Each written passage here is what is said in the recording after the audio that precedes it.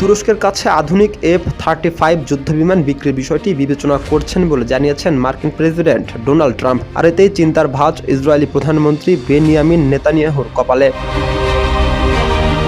তুরস্কের রাজধানী আঙ্কারায় ন্যাটোর শীর্ষ সম্মেলনের ফাঁকে দেশটির প্রেসিডেন্ট রিসেপ তাইপ এরদোয়ানের সঙ্গে বৈঠকে কথা বলেন ডোনাল্ড ট্রাম্প। বৈঠকে তিনি বলেন, যুক্তরাষ্ট্রের তৈরি F-35 যুদ্ধবিমান তুরস্কের কাছে বিক্রি করা হবে কিনা সেই বিষয়ে শীঘ্রই সিদ্ধান্ত নেওয়া হবে।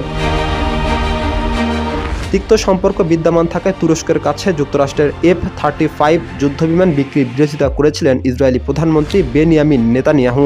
তুরস্কের কাছে এই আধুনিক যুদ্ধবিমান বিক্রি না করার জন্য ট্রাম্পকে অনুরোধ করেন তিনি। তার মতে এর ফলে ইসরায়েল বিপদে পড়তে পারে। বৃহস্পতিবার নেতানিয়াহুর কার্যালয় জানায়, ইরানের সঙ্গে চলমান উত্তেজনার মধ্যে উপসাগরীয় অঞ্চলে মার্কিন পদক্ষেপ সম্পর্কে ট্রাম্প তাকে অভিহিত করেছেন।